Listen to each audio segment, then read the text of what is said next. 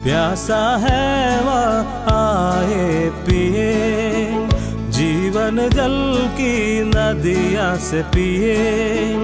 प्यासा है वो आए पिए, जीवन जल की नदिया से पिए। हाँ हाँ हाँ हाँ, लेलुया। हाँ हाँ हाँ, लेलुया। हाँ हाँ हाँ, लेलुया। हाँ हाँ,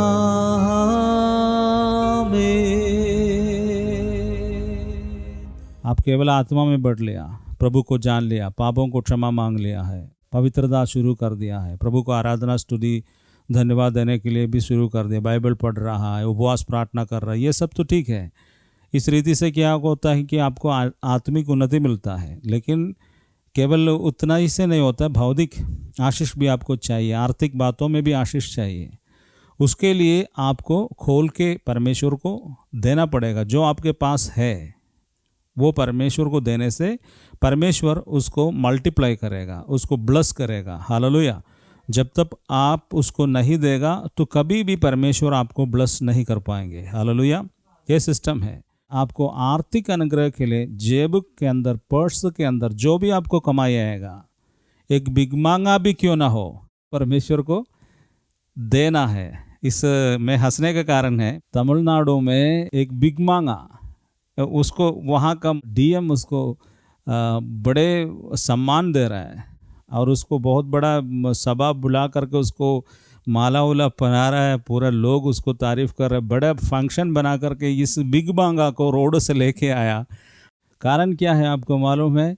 इस बिग मांगा ने बिग मांग करके उसके पास 10 या 40 हज़ार रुपया उसके पास में था, इतना दिन से बिग मांग करके उसको सेव करके रखा था। तो उसने सोचा कि अभी कोरोना काल हो गया, लोगों को खाना पीने का नहीं है। उस समय वो अपने सारे पैसा भीख मांग करके जो रखा था वो पैसा लेके आया, डीएम के हाथ में दे दिया। उसने बोला कि ये अभी गरीबों को बांट लीजिए, कोरोना के कारण अभी परिवारों में दुख है, उन परिवारों को उनका खाने के लिए उसको बांट दीजिए, ऐसे करके। बहुत हिस्टोरिकल बात हुआ है। एक बिग मांगा, ये पब्लिक बिग मांगा, रोड पर बिग मांगता था। उसने अपने ज़िंदगी में पैसा इकट्ठा करके सरकार को दिया है पिछले दिनों में। आप क्या देता है परमेश्वर के लिए? अरे भीख मांग करके, दूसरों को सामने भीख मांग करके उसने कमाया, उसको दूसरों के लिए भलाई किया है। इतना भयंकर न्यूज़ हमने जीवन में नहीं देखा है। तो आप बोलेगा मैं तो लाचार हूँ। रोड पर तो नहीं ना बैठा हुआ है, रोड पर बैठा है कोई? रोड पर बैठने वाला ऐसा काम कर सकता तो आपको तो उससे ज़्यादा तो आशीष मिल गया परमेश्वर से। कि आप नहीं बोलना है कि मेरे को नहीं है, मेरे पास नहीं है परमेश्वर को देने के लिए, मेरे पास नहीं है। तुम बोलता रहा मेरे पास नहीं है, नहीं है, इसलिए तुम्हारे पास जो था वो भी चला गया है। तुमने बोलता रहा नेगेटिव बात, नकारात्मक बात मुंह से हटाओ आज का दिन यीशु मसीह के नाम से। तुमने बोलता रहा कि मेरे पास नहीं है, नहीं है, नहीं है, नहीं है, नहीं है, नहीं है, इसलिए जो भी तुम्हारे पास था वो भी, जो था वो भी तुम्हारे साथ हाथ से चला गया। तुम तो पक्का नहीं हो गया। गलती तुम ही ने किया है। काय के लिए तुम बोले नहीं है, नहीं है? तुम्हारे पास तो कुछ तो था ना, तो बोलना चाहिए था 1 रुपया है जी मेरे पास, 1 रुपया है, बोलो तो 2 रुपये बढ़ेगा उसके अंदर में। हालेलुया। नेगेटिव, नकारात्मक कन्फेशन छोड़ दो, नकारात्मक बातें बोलना छोड़ दो। मेरे पास नहीं है, हम भीख मांगा है, हम कंगाल है, हम लोग गरीब है, हमको कोई देखने वाला नहीं है, हमको समझने वाला नहीं है, मैं तो, मेरे को सरकार नहीं देख रहा है, मेरे को लोग नहीं देख रहा है, मेरे परिवार में जो छोड़ दिया, परिवार में कोई नहीं है, घर में कोई नहीं है, मेरे भाई को कोई नहीं है, मेरे बाप को कोई नहीं है, मैं तो लाचार हूँ, मैं तो कमज़ोर हूँ। काहे के लिए तुम कमज़ोर है? तो कोई कमज़ोर नहीं है, परमेश्वर, जीवित परमेश्वर तुम्हारे साथ में है। हालेलुया। ये आज बंद कर देना नेगेटिविटी को बोलना, और बोलना यीशु मेरे साथ है, यीशु मेरे साथ है, यीशु मेरे साथ है, यीशु आपके साथ है, तो दुनिया का सबसे बड़ा धनवान कोई भी क्यों ना हो, उससे भी बड़ा ताकतवर है आप। क्योंकि यीशु के पास सब धन उसी के पास है, सब ज्ञान उसी के पास है, सब आदर और सम्मान उसके हाथ में है, सारे दुनिया का खजाना उसी के हाथ में, उसका मतलब आशीष का खजाना उसी के हाथ में है। All the treasures hidden in Jesus Christ, Colossians chapter 2 and verse 3। सारे खजाना, ज्ञान और बुद्धि का स्रोत यीशु में छुपा हुआ है, यीशु में छुपा हुआ है, यीशु में छुपा हुआ है। वो यीशु आपके जीवन में आने से क्या होता है, सारे खजाना आपका हो जाएगा। हालेलुया। कभी नहीं बोलना, रॉन्ग कन्फेशंस ब्लॉक कर दीजिए आज से, परमेश्वर आपको आशीष करेगा। और जो भी आपके पास आते हैं, एक स्टूडेंट पढ़ने के लिए आया, उसको पढ़ने के लिए जो पिताजी पैसा दिया था हॉस्टल का खर्चा और खाने पीने का खर्चा के लिए, उसमें से बचा करके मेरे सेवकाई में वो देता था। एक जगह हम प्रोग्राम के लिए जा रहा था, पैसा मेरे पॉकेट में डाल दिए, मेरे हाथ में ला करके, भैया मेरे जो यीशु के लिए मैं दे रहा हूँ। मैंने बोला कि तू क्या कर रहा है, क्योंकि वो स्टूडेंट है, हम जानते हैं। भैया इसको लेना है प्रभु यीशु के लिए, उसके सेवकाई के लिए। तो मैंने नहीं ले सकता है, तुम तो लड़का है, पढ़ रहा है, हम नहीं दे सकता है। तुम्हारे पास कैसे, कहाँ से आया, तुम्हारा तो कोई कमाई नहीं है, कोई नौकरी नहीं है। तो बोले कि ना ना ना, आप ऐसा मत बोलिए, फिर पापा ने मुझे दिया है जो खर्चा पानी के लिए, उसी में से हम बचा करके 200 रुपया परमेश्वर का सेवा के लिए रखा। वो लड़का 200 रुपया मेरे हाथ में दिया है। उसने हमको बोला कि आप नहीं लेगा तो आपके साथ में हम कभी नहीं आएगा भी। हम बोले ऐसा तो ठीक है, हम ले लेते हैं।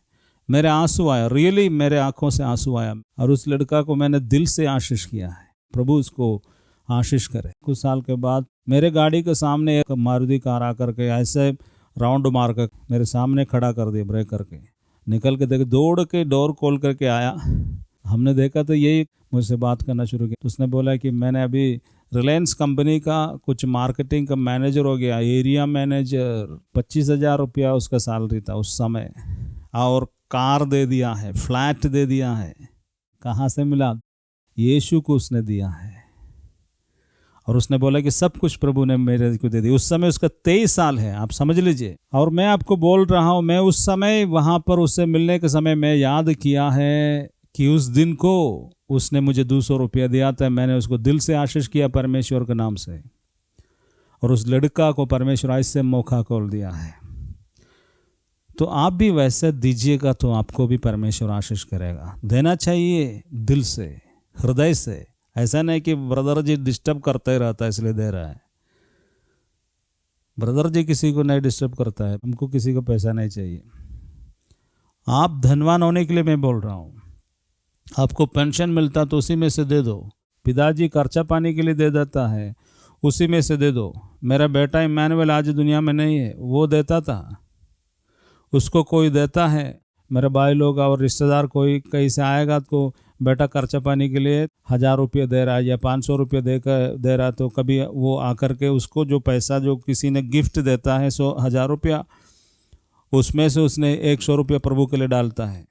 ऐसा किया है कि आपका बच्चा लोग? कितना भी मिलते से तुम लोग को क्या पूर्ति नहीं होता है? और दे दो, और दे दो, हम तो गरीब है, गरीब है। कभी नहीं बोलना गरीब है, गरीब है। हालेलुया। कोई गरीब नहीं है, सब धनवान में है। प्रभु आपके हृदय में है। Hallelujah, praise the Lord. जिंदगी में कभी नहीं बोलना है गरीब है हम। कोई गरीब नहीं है आप।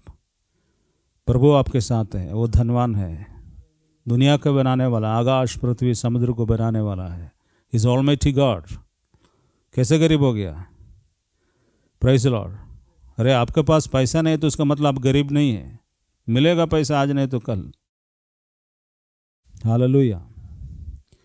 तो परमेश्वर को दीजिए। वो ऑलमाइटी गॉड जो है, सर्वशक्तिमान है वो। आप नहीं सोचना कि आपको आशीषों को कहाँ से आएगा। वो आकाश का झरोखा खोलेगा। मलाकी का ग्रंथ अध्याय 3:10 का, नहीं तो 10 पूरा पढ़ लीजिए। सेनाओं की यहोवा का ये वचन है, सारे दशमांश भंडार में ले आओ कि मेरे भवन में भोजन वस्तु रहे।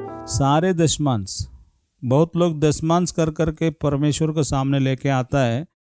10,000 रुपया सैलरी मिल रहा है तो उसमें से उसने 200 रुपये डालेगा, उसके बाद में बोलेगा दशमांश चढ़ा दिया है। ऐसा तुम बोलने से दशमांश नहीं होता। 10,000 है तो उसमें से 1,000 अलग करना पड़ेगा, तभी वो दशमांश होता है। ठीक है, 500 रुपये डाल करके दशमांश का नाम पर परमेश्वर को मूर्ख नहीं बनाना, उससे कुछ नहीं होता है, तुमको ही घाटा होगा। इसलिए सारे दशमांश, ध्यान से सुनिएगा, सारे दशमांश भंडार में लेकर आशीष होना है। यदि आपको आशीष चाहिए, कुछ पैसा आप लोग बराबर देता था कलीसिया में, लेकिन आपके जीवन में भरपूरी नहीं हुआ है। कारण क्या है? कारण इसलिए कि आपने सारे दशमांश नहीं दिया है, थोड़ा काट के दिया था। तूने आधा तो खा लिया परमेश्वर को, उसके बाद में आधा लेकर के डाल करके बोल रहा मैंने दशमांश डाल दिया। वो वही वाला हिसाब किताब हो गया, वो जो यीशु मसीह के समय में जैसे होता था। ऐसा नहीं चलेगा। इधर बोल रहे हैं कि मुझे नहीं चाहिए आपका पैसा, ठीक है, मैं तो आपके पैसे लेता भी नहीं हूँ। यहाँ क्या बोल रहा, दशमांश भंडार में लेके आ। पढ़िए, ऐसा करके मुझे परखो कि मैं तुम्हारे लिए आकाश के झरोखे खोलकर तुम्हारे ऊपर अपरंपार आशीष की वर्षा करता हूँ कि नहीं। तब मैं तुम्हारे लिए नाश करने वाले को ऐसा कूटूंगा कि वो तुम्हारी भूमि को उपज को नाश न करेगा, ना ही तुम्हारी दाखलताओं के फल कच्चे गिरेंगे। सेनाओं के यहोवा का यही वचन है। हालेलुया। ओके, इधर कितना कितना आशीष है जी। एक तो बहुत लोग तो हैं कि चर्च को ही छोड़ दिया, परमेश्वर को छोड़ दिया। आज तो बीमार होने से चर्च में आ गया, नहीं तो तुम आज भी नहीं आने वाली है।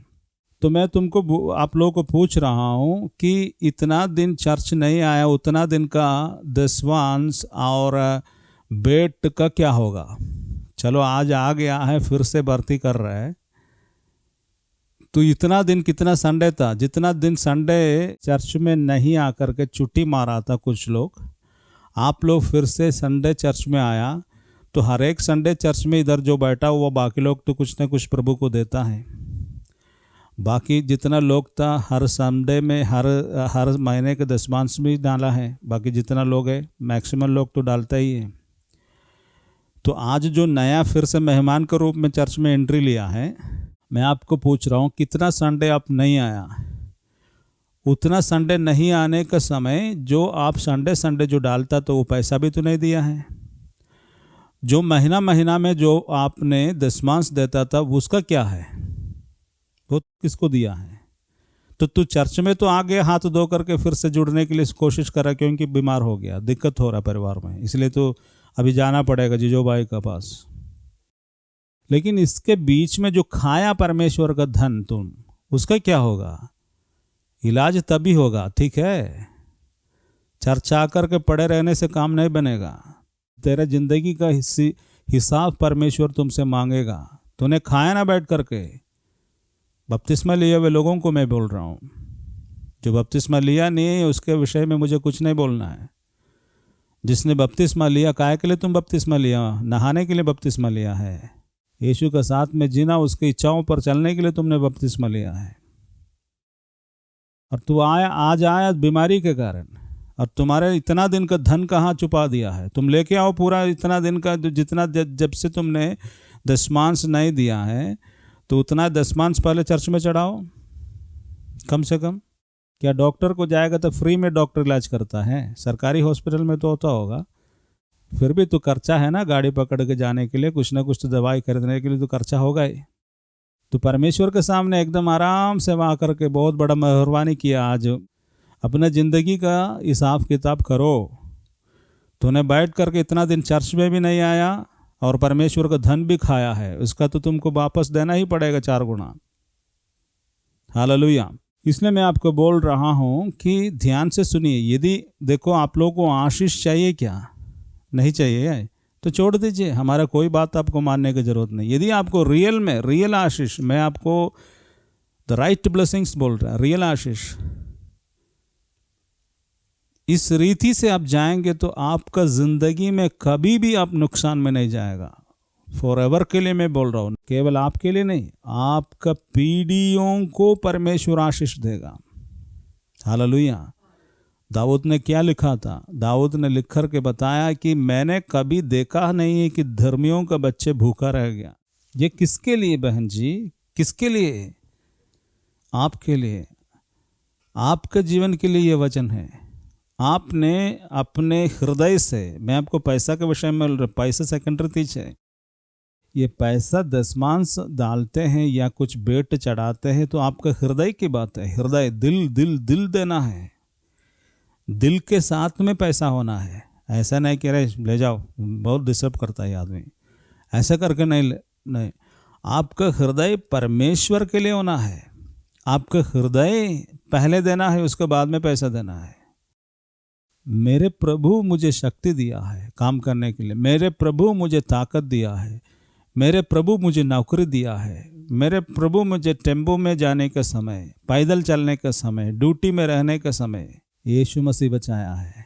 जब मुश्किल घड़ी था तो यीशु ने तुमको बचाया है। आप लोगों को मैं बता रहा हूँ, इसलिए परमेश्वर ने आपको शक्ति देता है, परमेश्वर ने आपको ताकत देता है, परमेश्वर आपको विपत्तियों से बचाता है, नौकरी देता है, काम देता है।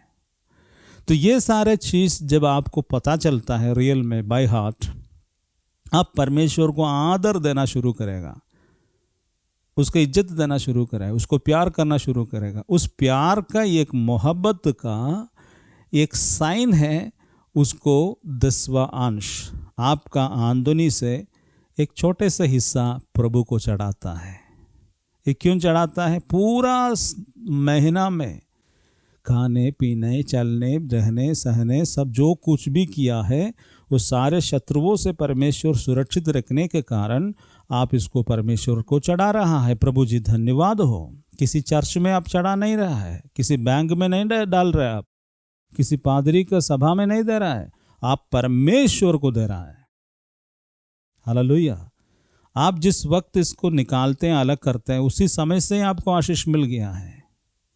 आप जिस वक्त मन में सोचता है इसको इतना हमको प्रभु को देना है, ऐसा करके आप पैसा को अलग करता, बैंक जाने का भी जरूरत नहीं, डालने का भी जरूरत नहीं, उसके पहले से जिस वक्त आप अलग करेगा उसी समय से परमेश्वर का नजर आपको ऊपर आ गया है। हालेलुया। परमेश्वर यहाँ जो वचन में कहा है वो आपका आशीष उसी दिन से देगा। आप करके तो देखो, आपने किया नहीं ना अच्छे दिन से, कभी देता था कभी नहीं देता था, ये ना हाल ना चलता है। परमानेंटली तुमने तो नहीं दिया है, कभी देता है कभी नहीं देता है, तोड़ा देता है, ऐसे नहीं सब चला है। अच्छा से देखो परमेश्वर कैसे आशीष करेंगे पता चलेगा। इसका अंदर में क्या लिखा हुआ है 11 वाक्य को, तब मैं तुम्हारे लिए नाश करने वाले को ऐसा घुटकूंगा। तुम्हारे जीवन को नाश करने वाला, चाहे वो बीमारी हो, चाहे आपका नौकरी के जगह में कोई व्यक्ति, कोई शत्रुता क्यों ना हो, चाहे कोई शैतान का ताकत क्यों ना हो, परमेश्वर बोलता है उसको मैं नाश करूंगा कि वो तुम्हारी भूमि की उपज को नाश न करेगा। तुम्हारे भूमि की उपज, तुमने खेती बाड़ी करते हो, कुछ भी करते हो, मजदूरी करते हो, उन बातों को परमेश्वर नाश करने नहीं दूंगा। ना ही तुम्हारी दाखलताओं के फल कच्चे गिरेंगे। तुमने जो कुछ भी करते हैं उनको अनसक्सेस होने परमेश्वर नहीं देगा, बिजनेस फ्लॉप होने के लिए परमेश्वर नहीं देगा। और कुछ भी बात है तो तुम्हारे जीवन में तुम्हारा जो मेहनत है वो मिट्टी में मिलने के लिए परमेश्वर नहीं देगा। सेनाओं के यहोवा का यही वचन है। हाँ, इधर क्या लिखा हुआ, सेनाओं का यहोवा का ये वचन है। हालेलुया।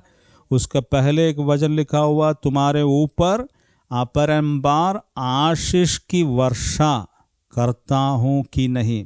अपरंपार आपके परिवार के ऊपर आशीष की वर्षा को परमेश्वर गिराएंगे। दुनिया का आज का सबसे बड़ा समस्या क्या है? बीमारी भी नहीं है, फैमिली प्रॉब्लम भी नहीं है, क्या है? आर्थिक समस्या है। मेरे बात को मानेंगे क्या? दुनिया का सबसे बड़ा समस्या आज के डेट में आर्थिक समस्या है। Economical crisis, no job, no income, nothing, that is the main problem. Hallelujah, praise the Lord. इसको आप कैसे फेस करेंगे? बुद्धिमान भाई साहब, बुद्धिमान उस परमेश्वर को देगा जिसने आकाश और पृथ्वी को बनाया है, क्योंकि वो समझेगा हमारे दुनिया में इकोनॉमिकल क्राइसिस आए ना चाहे नहीं आए, यहाँ पर आर्थिक व्यवस्था ऊपर जाए नीचे जाए, कुछ भी दुनिया में अकाल पड़े ना पड़े, परंतु पृथ्वी और आकाश को बनाने वाला परमेश्वर को ओर से सारे आशीष आता है, और मैं उसको पीछे करूंगा जिसने आकाश और पृथ्वी को बनाया है और सारे मानव जाति, सारे जीव जंतुओं को बनाया है, उसको खाना देता है। उस परमेश्वर को मैं दूंगा और उस परमेश्वर को मैं ध्यान रखूंगा। उसने मुझे बनाया, जिसने मुझे बनाया है वो मुझे खिलाएगा। ये विश्वास से आप अभी उस अकाउंट में डालना है। किसकी अकाउंट में? परमेश्वर, मेरे पास 5 रुपया है, मैं आपके इसलिए 50 पैसा डालता हूँ। ऐसे करके मैं तुम्हारे स्वर्ग के खेत में मैं अपने बीज को बोने के लिए जा रहा हूँ। हालेलुया। आप तो पृथ्वी के खेत में बीज बोता है ना, गांव में जाते हैं ना बीज बोने के लिए, तो आपको अनाज मिल जाता है। वैसे ही आपको बीज स्वर्ग के खेत में बोना है। हालेलुया।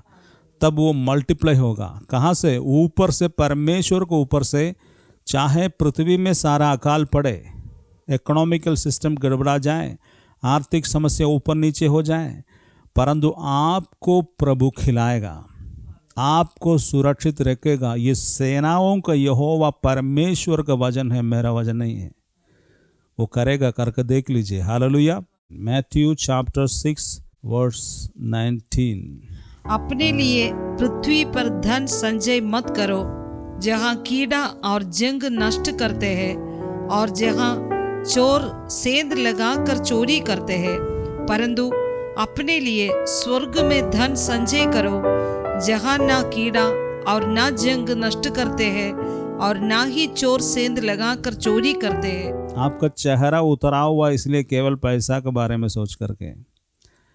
आज इधर बैठे हुए सबको बोलेगा, आज चलो भाई बहन, आप लोग को 1-1 करोड़ रुपया आज आपका बैंक में आ जाएगा, तो इतना खुशी होगा, इतना खुशी होगा। मुस्कुराना, ताली बजाना, जय मसीह की, जय मसीह की बोलता रहेगा।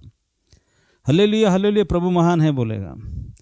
अब तुम्हारे जेब खाली है, तुम्हारा आवश्यकताओं को पूर्ति नहीं हो रहा है, तुम्हारा मतलब सारे डिमांड्स को कंप्लीट नहीं हो रहा है, इसलिए तुम्हारा चेहरा उदास,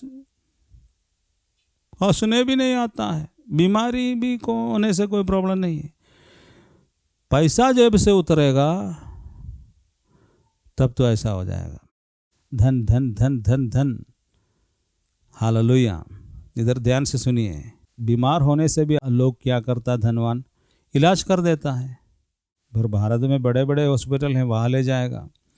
यहाँ भी नहीं होता, फिर गया अमेरिका में, लंदन में इलाज के लिए ले जाता है। बड़े बड़े लोग बाहर इलाज के लिए जाता है। हम लोग ने इधर जाता है बगल में, वो लोग तो कुछ दिक्कत होगा तो सीधे अमेरिका में टिकट बुक करता है, वहाँ जाके इलाज करके आता है। तो वहाँ भी नहीं होता है, मर जाता है, तो बोलेगी ईश्वर की इच्छा है बोल करके वो चले जाएगा। क्योंकि धनवान कभी परमेश्वर को खोजता नहीं है। तो मैं आपको बोलने के लिए चाहता हूँ, धन ही सबसे बड़ा विषय है। फैमिली प्रॉब्लम भी धन से बड़ा नहीं है। आज फैमिली प्रॉब्लम, पति पत्नी के साथ में लड़ाई कर दिया, दोनों अलग हो गया है। अब पति एक जगह है, पत्नी दूसरा जगह है। पति के पैसा से ही पत्नी खाती थी और बच्चे खाते थे। उस समय ये पत्नी के हाथ में पूंजी आ जाएगा, अर्थात ये पत्नी को कुछ पैसा मिले, ये पत्नी कभी भी वो पति के पास नहीं जाने वाली है कि मेरे पास तो पैसा है, मेरा पति ना आदमी ठीक नहीं है, इसलिए हमने तलाक कर दिया है। ये तलाक करने का शक्ति उसका अंदर में कहाँ से आया? खाने पीने का कुछ ना कुछ रास्ता उसने देख लिया पहले से, इसलिए तलाक मारा है। नहीं तो तलाक नहीं मारता। तलाक आजकल इतना ज़्यादा होता है, दोनों पैर पर खड़े होने के कारण होता है। आजकल बोलता है ना, शादी करने के पहले दोनों पैर पर खड़े होना, तो कितना पैर पर लोग खड़े होता है? 10 को पैर पर खड़ा होता है क्या? दोनों पैर पर न खड़ा होता है। पति भी काम करो, पत्नी भी काम करो, नहीं काम करे हो तो क्या उसको गोली मार देगा? समझदार बनो। पति पत्नी का रिश्ता पैसा का कारण नहीं होना चाहिए। पिछले दिन में हमारे एक एक्सपीरियंस में आपको बोलता हूँ। एक जानकार व्यक्ति शादी कर दिया, टीचर को वो शादी करना चाहता था। टीचर तो टीचर बनेगा तो टीचर काम करेगी तो हमको कुछ पैसा मिल जाएगा। तो टीचर को बीएड चाहिए, बीएड तो बहुत बड़ा चीज़ होता है टीचरिंग के लिए। तो उसने खोजा है कि बीएड वाला लड़की। आखिरी में उसको एक बीएड वाला लड़की मिल गया, उसको शादी किया है। शादी करने के बाद उसको लेके आया अपने परिवार में, और बाद में पता चला इसने जो बीएड का चक्कर में जो शादी किया था, इस लड़की का बीएड रीजनल लैंग्वेज का बीएड था, वो कोई अंग्रेज और कोई सब्जेक्ट का बीएड नहीं था। तो ये लड़का को फिर बाद में समस्या पड़ गया, वो पछताया और बोलना शुरू किया, मुझसे भी बोला उसका बीएड ना जैसे हम सोच रहा था वैसा नहीं था। दुखित हो गया।